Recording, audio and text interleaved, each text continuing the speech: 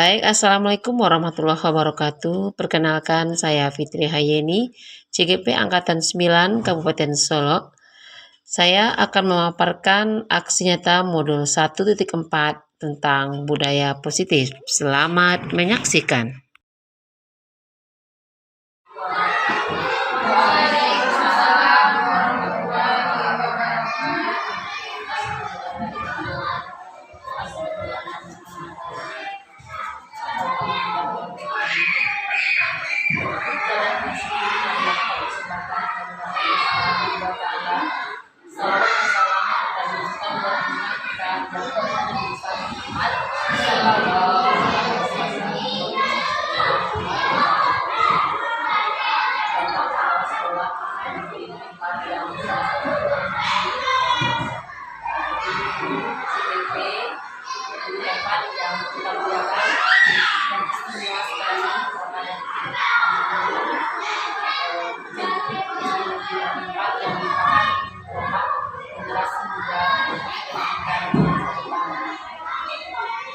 Dengan mengucapkan Bismillahirrahmanirrahim, acara dimensi budaya positif sekolah menyebarkan pemahaman dan penerapan pengalaman budaya positif yang akan disampaikan oleh CGP Fitri Hayeni yang dilaksanakan pada hari Rabu tanggal 25 Oktober 2022 di SD 04 Terus di Air dimulai. Mengawali acara, adalah kita dengarkan sambutan dari Bapak Kepala Sekolah kepada Bapak Enam SPD.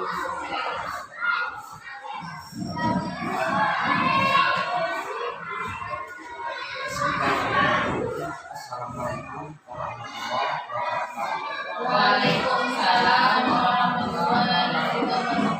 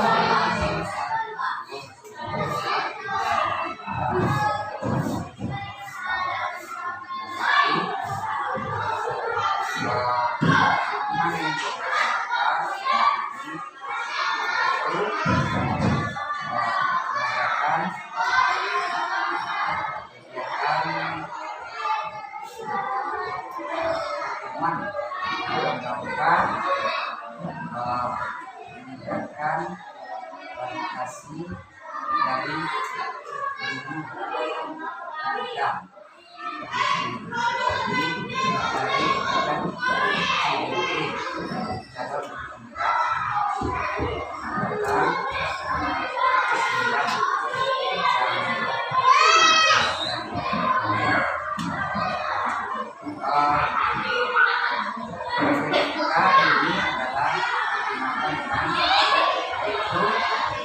penerapan atau budaya dalam kehidupan sehari-hari untuk anak-anak kita. Dalam hal ini budaya ini adalah awalnya itu pendidikan karakter dalam pendidikan karakter ini perlu kita tanamkan, karena dengan adanya pendidikan karakter atau menanamkan budaya positif pada anak, maka akan berbulan nanti generasi yang berkarakter. Dimana nanti tahun 2045 itu pada ulang tahun Republik Indonesia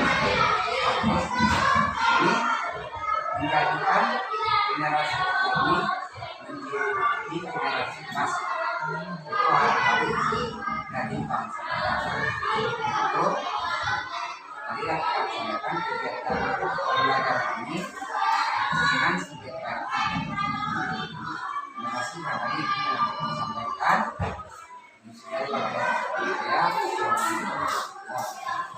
Waalaikumsalam warahmatullahi wabarakatuh.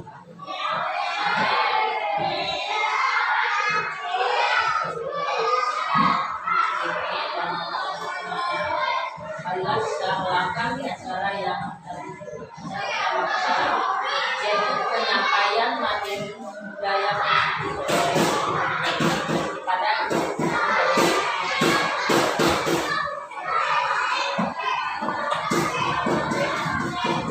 Assalamualaikum warahmatullahi wabarakatuh. Waalaikumsalam warahmatullahi wabarakatuh.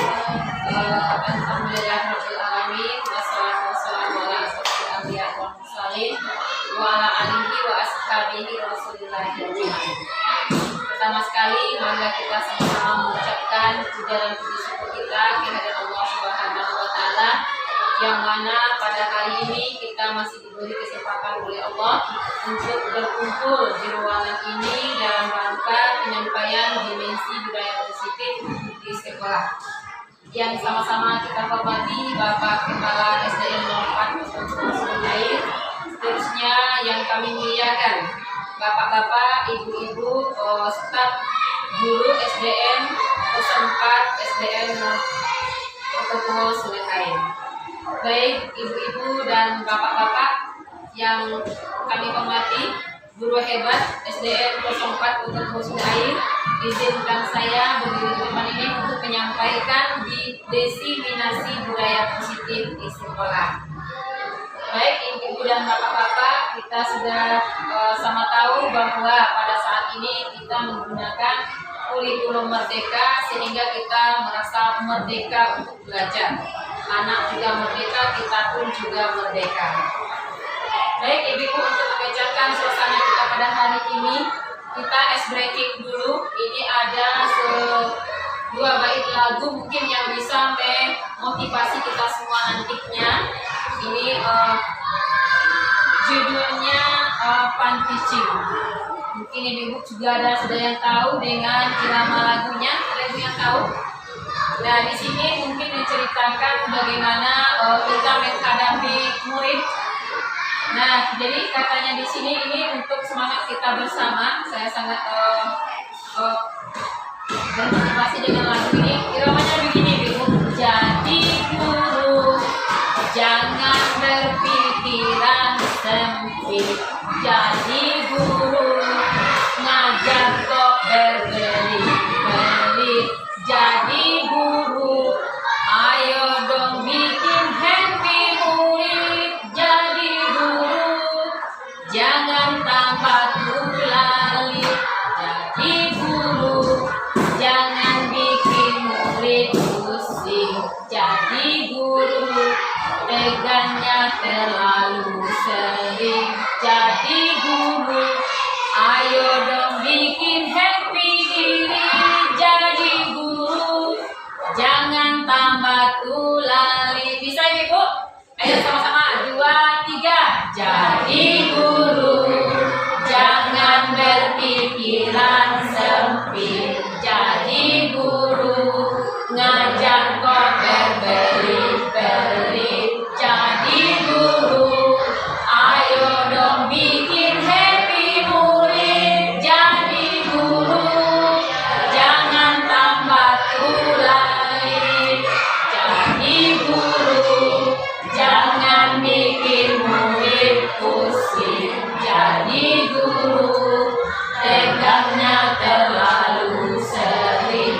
Jadi guru, ayo dong bikin happy diri. Jadi guru, jangan tambah tulali. Oke ibu, tepuk tangan semuanya. Nah, ini motivasi bagi kita bersama ibu-ibu. Jadi guru itu kita nggak boleh tegang, kita harus selalu happy bersama anak-anak sehingga anak-anak itu merasa bahagia, sehingga dia merasa merdeka. Dan baik ibu-ibu, dalam kesempatan kali ini saya akan menyebarkan pemahaman dan penerapan pengalaman budaya positif.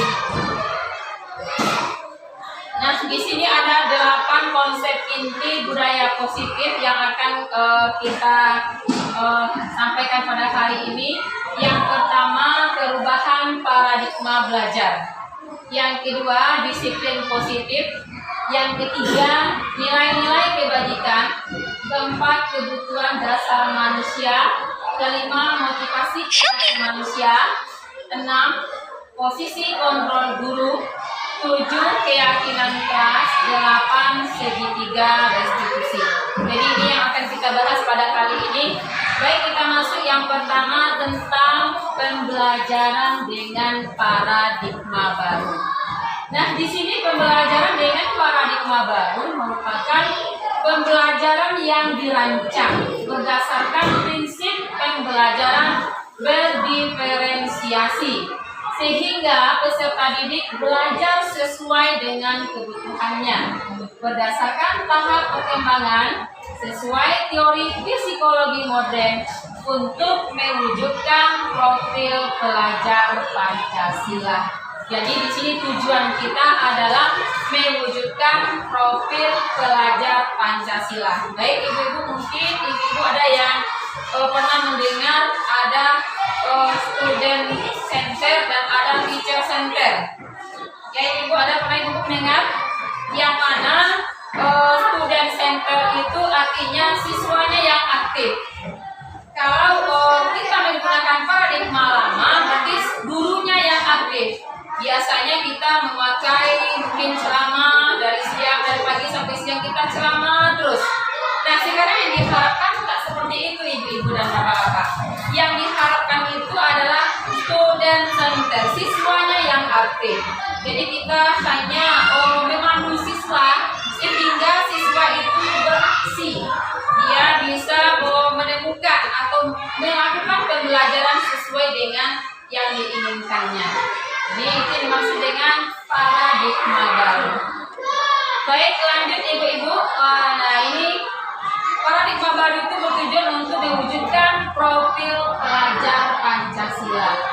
Profil pelajar Pancasila ada 6 yang harus kita wujudkan. Yang pertama, beriman dan bertakwa kepada Tuhan Yang Maha Esa dan berakhlak mulia.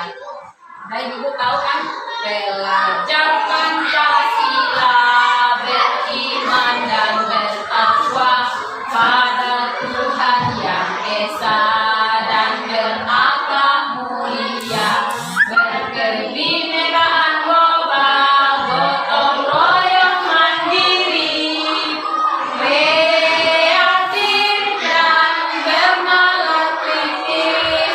Jadi dari pelajaran yang kita berikan kepada siswa, sehingga siswa kita bisa nanti menjadi profil pelajar Pancasila. Baik ibu dan bapak, ini dalam mewujudkan profil pelajar Pancasila ada miskonsepsi tentang teori kontrol. Di sini ada ilusi guru mengontrol murid. Kemudian ilusi bahwa semua penguasaan positif, efektif dan bermanfaat. Ketiga, ilusi bahwa orang dewasa berhak untuk memaksa. Ilusi bahwa kritik dan membuat rasa bersalah mampu menguatkan karakter. Baik, apa yang dimaksud dengan ilusi guru mengontrol murid? Pada dasarnya ibu-ibu, kita tidak dapat memaksa murid untuk berbuat sesuatu jika murid tersebut memilih untuk tidak melakukannya. Tampaknya guru sedang mengontrol perilaku murid. Hal demikian terjadi karena murid sedang mengizinkan dirinya untuk dikontrol. Saat itu, bentuk kontrol guru menjadi kebutuhan dasar yang dipilih guru tersebut. Teori kontrol menyatakan bahwa semua perilaku memiliki tujuan, bahkan terhadap perilaku yang tidak disukai. Jadi kita tidak bisa memaksa murid itu harus begini, harus begitu.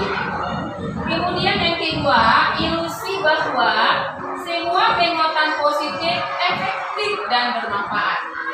Penguatan positif atau bujukan adalah bentuk-bentuk kontrol segala usaha untuk memengaruhi murid agar mengulangi sesuatu perilaku tertentu. Suatu usaha untuk mengontrol murid tersebut dalam jangka waktu tertentu, kemungkinan murid tersebut akan menyadarinya dan mencoba untuk menolak rujukan kita, atau bisa jadi murid tersebut menjadi tergantung pada pendapat sang guru untuk berusaha. Kemudian yang ketiga, ilusi bahwa kritik dan membuat orang merasa bersalah dapat menguatkan karakter. Di sini Ibu menggunakan kritik dan rasa bersalah untuk mengontrol murid menuju pada identitas gagal. Mereka belajar untuk merasa buruk tentang diri mereka. Mereka mengembangkan dialog diri yang negatif. Kadangkala sulit bagi guru untuk mengidentifikasi bahwa mereka sedang melakukan perilaku ini, karena seringkali guru cukup menggunakan suara halus untuk menyampaikan pesan negatif. Yang keempat, ilusi bahwa orang dewasa memiliki hak untuk memaksa. Banyak orang dewasa yang percaya bahwa mereka memiliki tanggung jawab untuk membuat murid-murid berbuat hal-hal tertentu. Apapun yang dilakukan dapat diterima selama ada sebuah kemajuan berdasarkan sebuah pengukuran kinerja. Pada saat itu pula orang dewasa akan menyadari bahwa perilaku memaksa tidak akan efektif untuk jangka waktu panjang dan sebuah hubungan permusuhan akan terbentuk. Lanjut Ibu-ibu. Kemudian apa sih yang dimaksud dengan disiplin positif? Disiplin positif itu berasal dari disiplina yang artinya belajar. Disiplin mengacu pada disiplin diri yang memiliki tanggung jawab terhadap apa yang dilakukannya berdasarkan nilai-nilai yang diyakininya. Disiplin positif ini merupakan salah satu cara penerapan disiplin yang bertujuan untuk menumbuhkan kesadaran serta memberdayakan peserta didik tanpa imbalan atau penghargaan atau lewat ancaman atau hukuman. Jadi anak-anak itu Ibu tidak tanpa memberi imbalan, tanpa reward, dia mau melakukan yang baik. Sebagai pendidik, tujuan kita adalah menciptakan peserta didik yang memiliki disiplin diri, sehingga mereka berperilaku mengacu kepada nilai-nilai kebajikan unit pusat dan memiliki motivasi intrinsik dalam perubahan perilaku ke arah yang lebih baik.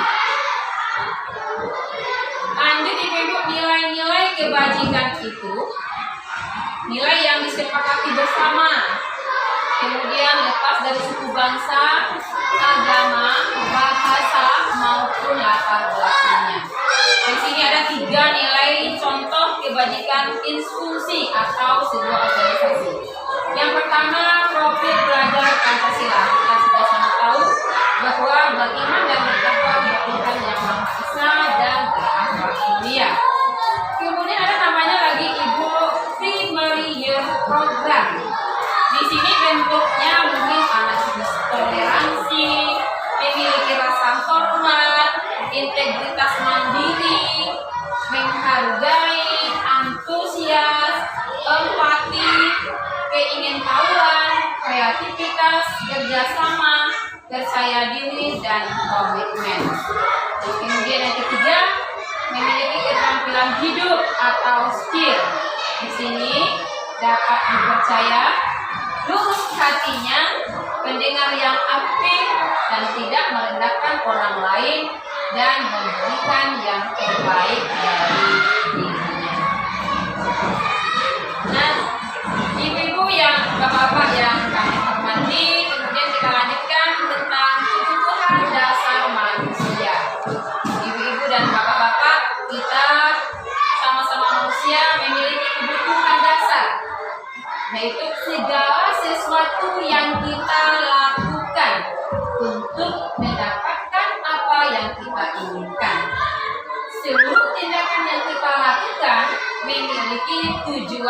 tertentu.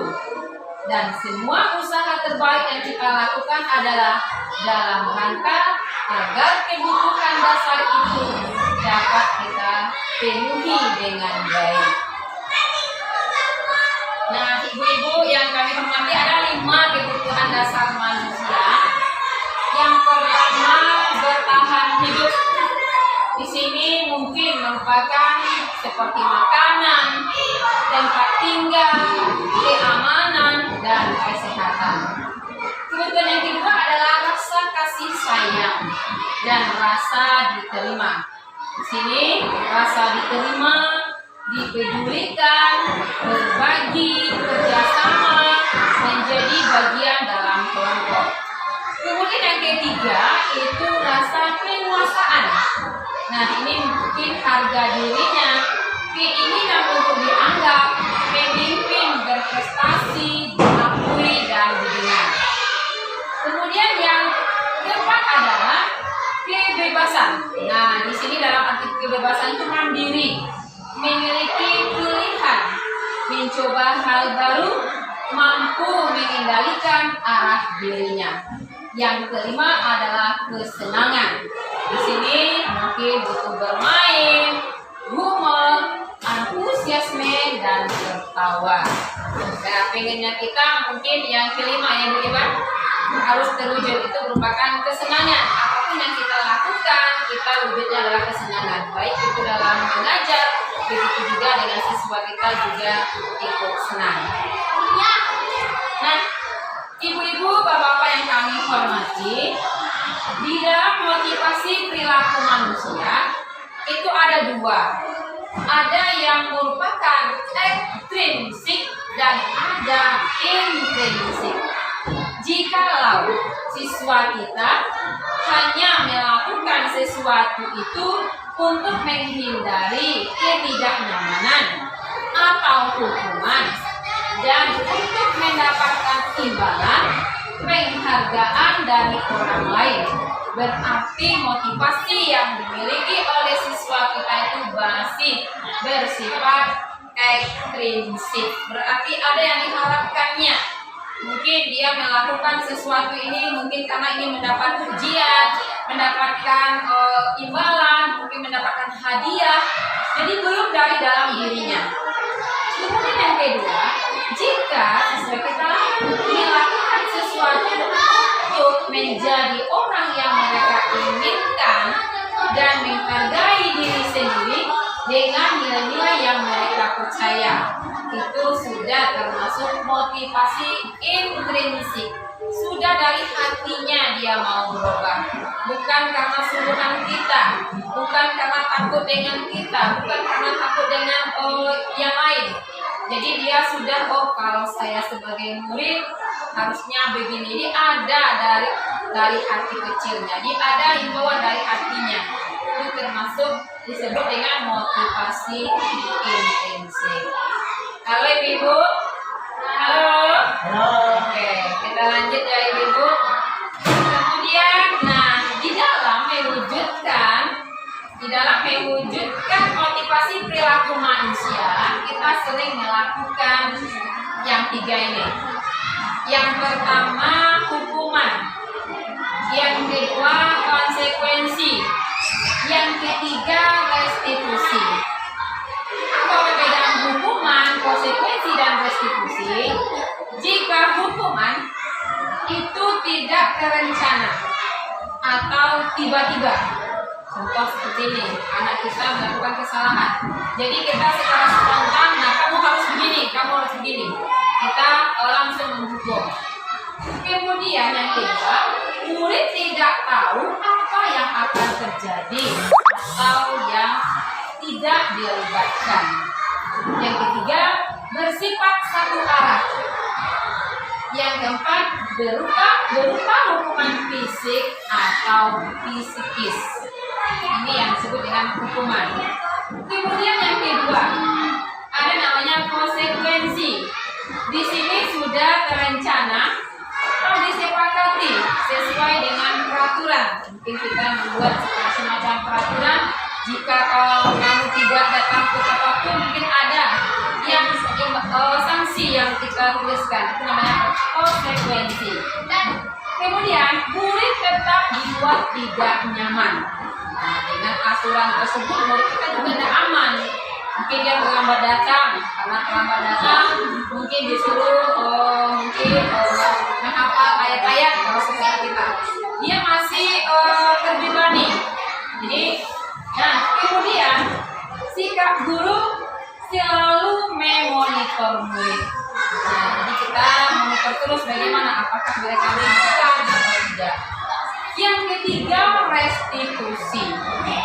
Restitusi itu adalah yang pertama, proses menciptakan kondisi bagi murid untuk memperbaiki kesalahan. Kemudian, proses kolaboratif yang mengajarkan murid untuk mencari solusi sendiri. Artinya, ibu-ibu, kalau restitusi ini kita berdiskusi dengan murid. Artinya mungkin anak kita sering datang terlambat. Nah, kita sampaikan, kita panggil dia. Mungkin kita udah melakukan, kita panggil. Kira-kira anak itu kenapa terlambat? Nah, kita nggak langsung menghukum. Kita tanya bagaimana sehingga dia terlambat. Mungkin ada hal-hal yang dilaluinya. Sehingga anak itu bisa dengan kita sampaikan baik-baik, mungkin ada terpanggil hatinya untuk besoknya dia tidak terlambat lagi. Misalnya dia contoh terlambatnya karena terlambat bangun. Kenapa terlambat bangun? Mungkin anak kita tuh tidurnya terlambat, Bu. Kenapa tidur terlambat? Mungkin saya bermain HP atau menonton. Nah, kita kasih solusi. Jika tidak terlambat bangun, kira-kira apa solusinya? Nah, jadi kita berdiskusi dengan siswa. Sehingga siswa itu menyadari bahwa hal terlambat itu tidak baik. Nah, mungkin di akhirnya apakah anak itu sudah melanggar peraturan sekolah kita, mungkin keyakinan kelas kita, dia secara sadar menyatakan bahwa oh iya, saya sudah melanggar keyakinan kelas yang nomor berapa, misalnya nomor 1, sehingga muncul dari dalam dirinya. Jadi diharapkan dalam membentuk perilaku siswa kita melakukan restitusi, berdiskusi dengan siswa. Kalau ibu-ibu masih semangat, ibu-ibu? Masih. Bagaimana kabarnya? Alhamdulillah, luar biasa. Allahu Akbar. Oke, kita lanjutkan. Nah, ibu-ibu ada 5 posisi kontrol guru. Yang pertama sebagai penghukum. Yang kedua membuat merasa bersalah. Anak itu merasa terus bersalah. Yang ketiga dia merasa sebagai teman. Nah, mungkin dia curhat dengan kita atau segala sesuatu disampaikan kepada kita. Kemudian ada posisi yang keempat itu sebagai pemantau. Posisi yang kelima adalah sebagai manajer. Kita lihat ibu-ibu, ya Bu. Ya, ada 5 posisi kontrol guru. Yang pertama menghukum, membuat merasa bersalah, sebagai teman, pemantau, dan manajer. Nah, kira-kira ibu-ibu kalau penghukum itu bagaimana? Mungkin kita ini sudah kita lakukan yang ini. Kira-kira kita sering melakukan yang mana? Penghukumkah, membuat merasa bersalah, sebagai teman, pemantau, dan manajer. Ya, semuanya mungkin sudah kita lalui. Kita lihat. Nah, dalam penyerapannya, contoh penerapan 5 posisi kontrol guru. Ini ada sebuah kasus, ibu-ibu. Kasusnya siswa tidak memakai pakaian lengkap saat upacara bendera. Kalau kita sebagai penghukum, kita suruh dia hormat pada bendera selama 1 jam. Kamu tidak memakai pakaian bendera. Setelah upacara nanti kamu harus berdiri, harus hormat kepada bendera selama 1 jam. Itu yang kita lakukan. Kemudian mereka membuat merasa bersalah. Mungkin kita menyatakan, berapa kali ibu, bapak harus memberitahu kamu, nak? Kamu selalu saja mengecewakan ibu dan bapak. kalau kalimat seperti ini kita ungkapkan, anak kita itu merasa bersalah, dia merasa dirinya selalu salah. Kemudian yang ketiga itu sebagai teman. Ayo dong, ikuti aturan sekolah. Tolong bantu ibu bapak ya nak, sekali ini ya sudah tidak apa-apa. Lain kali jangan sampai berbuat seperti itu lagi ya. Kita kan sering seperti itu kan ibu-ibu. Nah itu kita melakukan posisi kontrol sebagai teman. Kemudian sebagai pemantau. Katanya kamu sudah melanggar peraturan sekolah. Kamu tahu nggak konsekuensinya? Setelah upacara kamu beli atributnya ke koperasi dan jangan diulangi lagi. Risiko anak lawak kecean ini salah. Tahu nggak kamu konsekuensinya? Akhirnya anak juga disuruh melengkapi dengan cara membeli atau mengusahakan supaya atributnya lengkap. Kemudian yang kelima, posisi manajer. Apakah kamu tahu kesalahanmu? Kira-kira bagaimana kamu memperbaiki kesalahanmu? Nah, dari 5 posisi kontrol ini kita diharapkan sebagai posisi manajer. Jadi kita untuk sebagai seorang guru kita harusnya menjadi posisi sebagai manajer. Kalau ini ibu-ibu yang kita lakukan, anak kita tidak merasa terpukul atau mungkin tidak merasa takut, mungkin dia tidak ada merasa berusaha untuk berbohong, sehingga dia bisa jujur dan mau melakukan apa yang kita inginkan. Nah, jadi dari 5 kontrol itu kita hendaknya bisa menjadi posisi sebagai seorang manajer. Nah, ibu-ibu timbul pertanyaan, posisi kontrol manakah aku? Kita yang bisa jawab.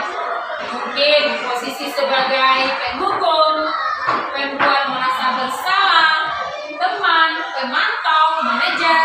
Nah, kita diharapkan bisa berposisi sebagai manajer. Halo ibu-ibu, oke masih semangat? Oke, nah lanjut. Nah, untuk mewujudkan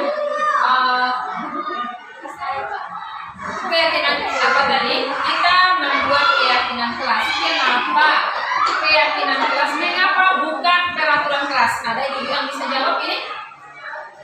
Mengapa keyakinan kelas? Mengapa bukan peraturan kelas? Kira-kira apa bedanya ibu-ibu? Halo? Apa bedanya ibu-ibu? Mengapa keyakinan kelas? Mengapa bukan peraturan kelas? Ada yang bisa jawab? Mengapa harus keyakinan? Kenapa bukan peraturan? Ya Ibu Rika silakan. Kalau keyakinan kelas itu bersifat lemah. Iya. Kalau peraturan bisa diubah. Iya luar biasa. Terima kasih Bu Rika. Nah ya, kalau untuk keyakinan kelas bisa bertahan untuk lama. Kalau peraturan kelas mungkin hanya sekedar. Dan ini lagi kalau keyakinan kelas itu mungkin merupakan sesuatu yang disenangi siswa karena yang membuat itu adalah mereka bersama.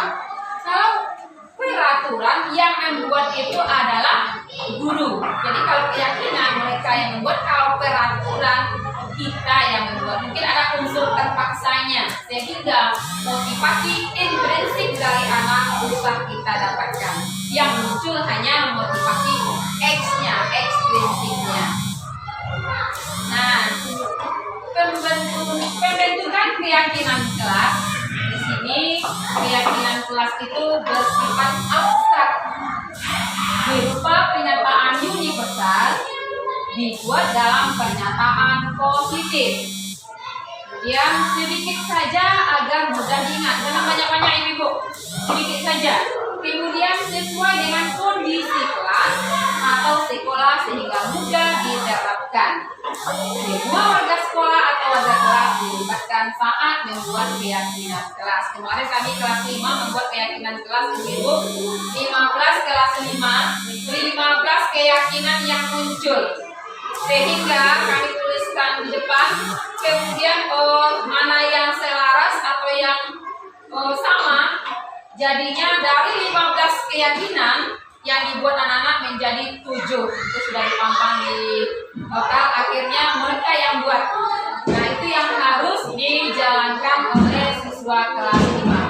Jadi nggak usah banyak-banyak, cukup mungkin 5. Kami kemarin lahir 7. Nah, dari yang 7 itu yang mereka lakukan. Tadi pagi-pagi ada yang terlambat, dia menyatakan, "Bu, saya terlambat." Nanti keyakinan nomor berapa yang kamu langgar? Nomor 1. Jika kita lakukan restitusinya, sehingga mereka itu berniat untuk tidak datang terlambat lagi. Mudah-mudahan semakin sering kita lakukan hal yang seperti itu, kita bisa menjadi posisi sebagai manajer. Amin amin ya rabbal alamin. Nah, kemudian mungkin itu yang bisa saya sampaikan pada hari ini. Mohon maaf atas segala kekurangan. Saya sebagai calon guru penggerak hari ini menyampaikan budaya positif di hadapan kita bersama. Mohon maaf atas segala kesalahan dan kekurangan. Bila taufiq wal hidayah. Assalamualaikum warahmatullahi wabarakatuh.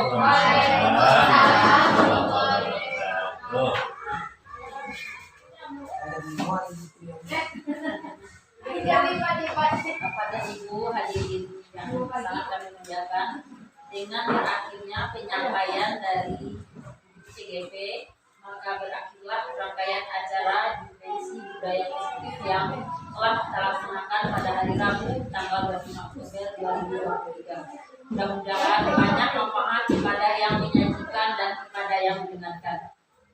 Demikian saja, terima kasih atas perhatian, mohon maaf atas segala kekurangan. Billahi taufiq wal hidayah. Assalamualaikum warahmatullahi wabarakatuh. Waalaikumsalam